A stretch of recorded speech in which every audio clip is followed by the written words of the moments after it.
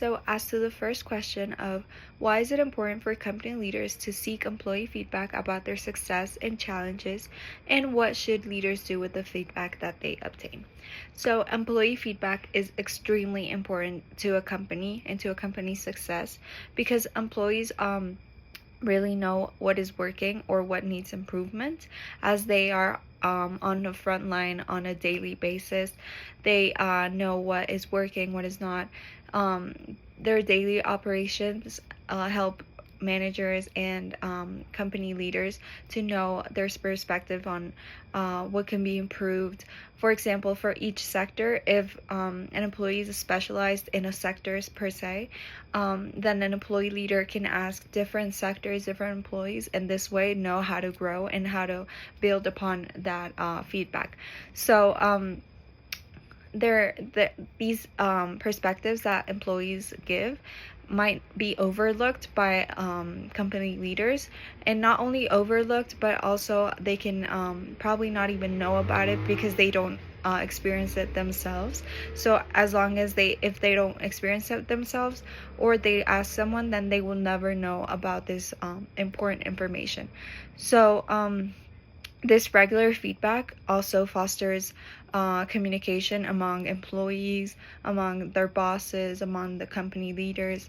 So this open communication would also foster like a trust culture where employees can feel safe. They can feel like their work is very valuable, as employees are and company leaders are counting on their work, on their feedback, so they feel like they help the company and they become valuable. This can also be a motivation for the employee to work harder, to make sure and like be careful and like watch everything closely to know what is working, what is not.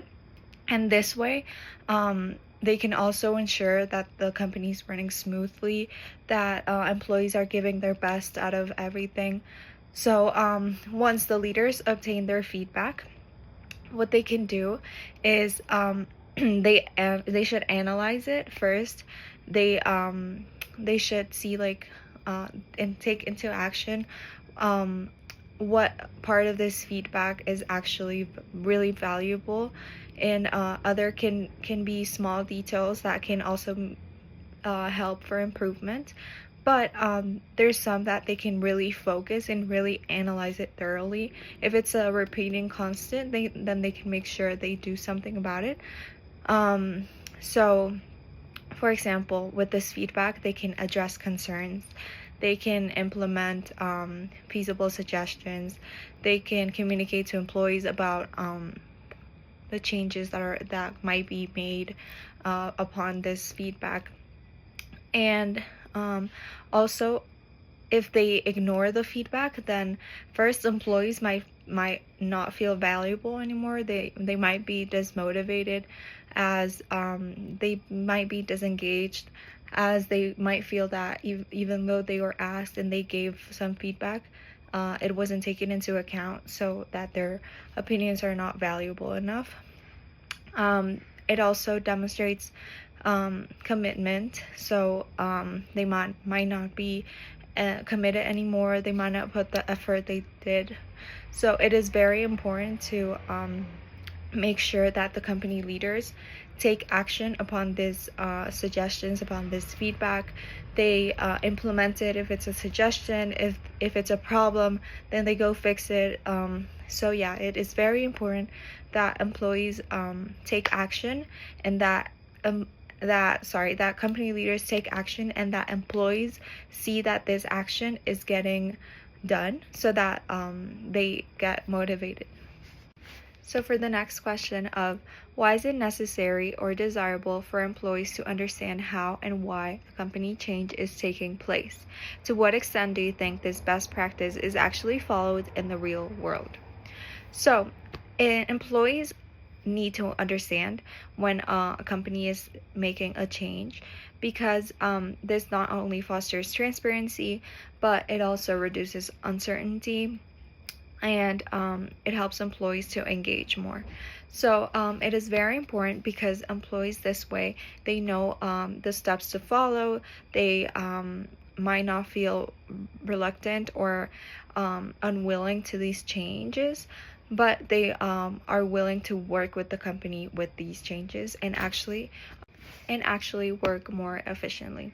So when employees see the reasons behind the change, they're more likely to support the change. They're more likely, as I said before, to work more efficiently and adapt rather than become resistant to the change.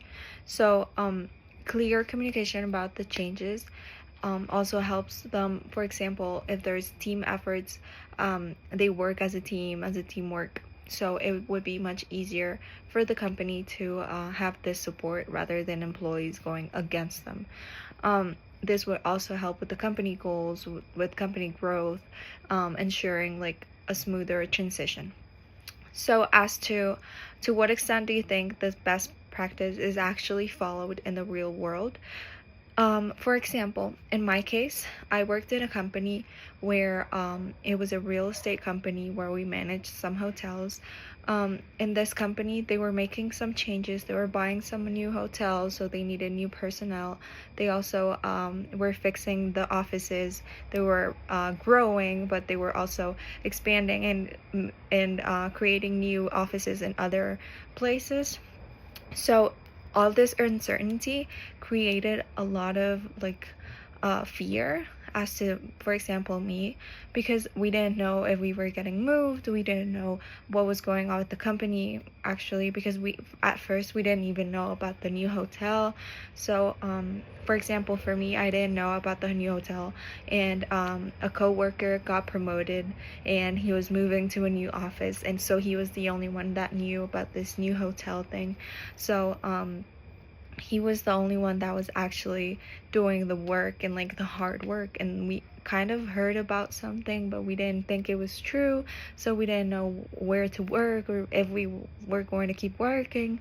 So all this uncertainty really disengaged and dismotivated me a lot. So I became like, I really didn't know what to work in, and I felt like this was lack of transparency with the company, but this was actually for privacy purposes. When they actually bought the hotel, they obviously told all the company, they told all the employees, they told us the step by step. And this clear communication really, this was when we got motivated. And it is really important to know when these changes are happening, like when they're happening, why they're happening, how are they happening. Every detail that you can know and that we can know is very, very important for the company and for the employees, because when we actually knew what was going on, then we were working really hard in order to ensure a smooth process, a smooth transition between the two hotels, between the employees that were moving to the other company. They also asked who felt comfortable into moving to the other hotel. So all of this is really, really important.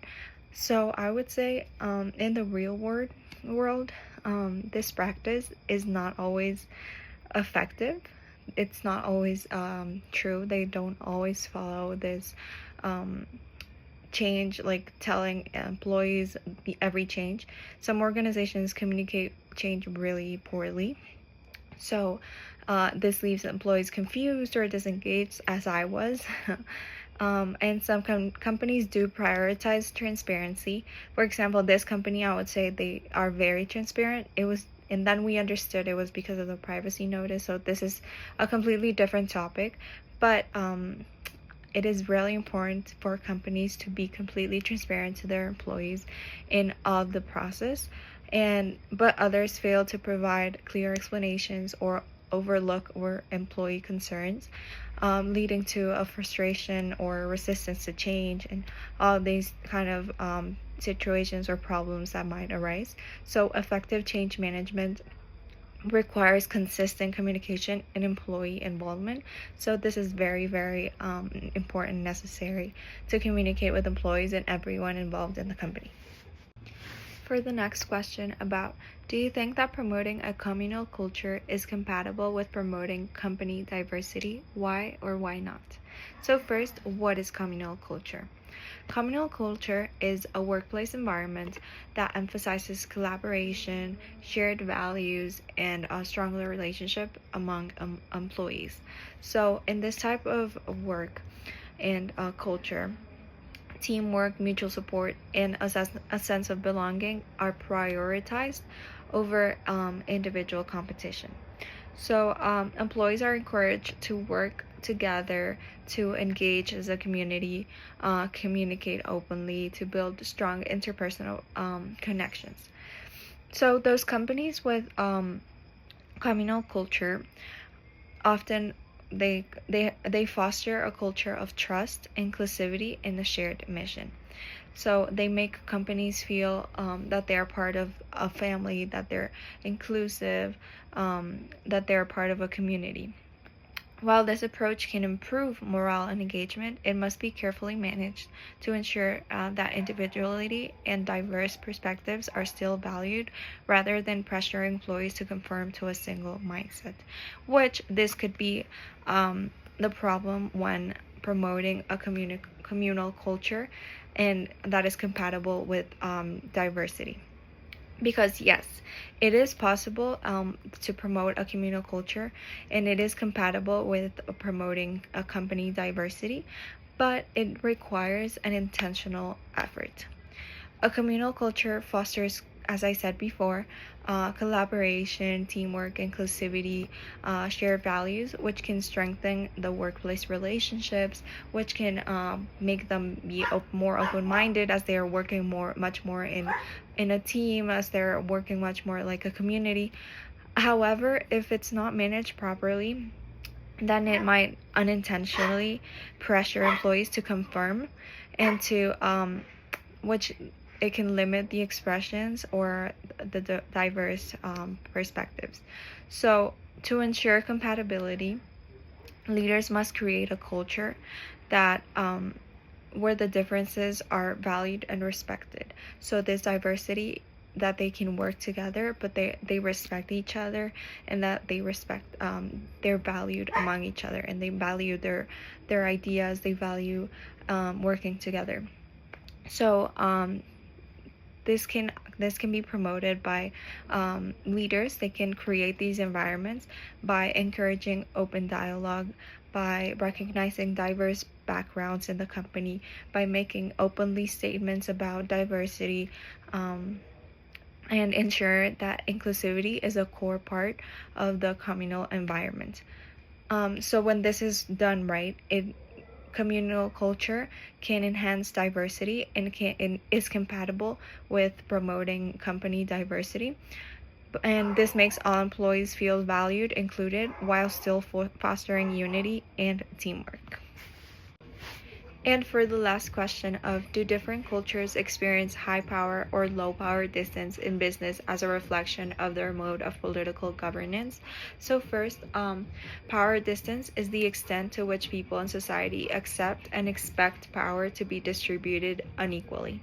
So it affects the workplace, leadership styles, and communication.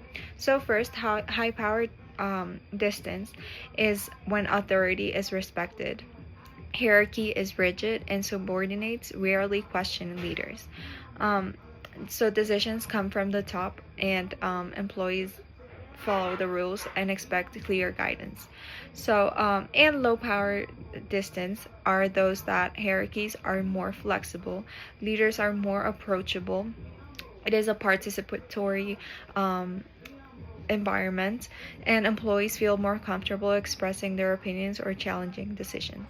So, the decision making process is often collaborative among everyone in the company or in the country or wherever this low power distance is taking place. So, as for the question, yes, different cultures often experience this high power or low power distance in business as a reflection to their mode of political governance. For example, in countries with a high authoritarian or political system, so with rigid political systems, the businesses tend to have high power distance because this is when authority is respected, decisions come from the top. So employees do not tend to like disturb or challenge any leadership. So for example, examples of this include China, Russia, where decisions come from the government and they're not questioned, or the citizens do not have anything to say or to vote about it. But in contrast, the democratic like societies, they do have low power distance in business because leaders are more approachable. They can participate in decision making, they can vote in countries, for example, and employees feel empowered to for their voice to be heard and to have an opinion of their own. Examples of this can be the countries in the U.S. For example, the U.S. Um, and for example, Denmark, Sweden. These are all countries where citizens have also a vote and something to say.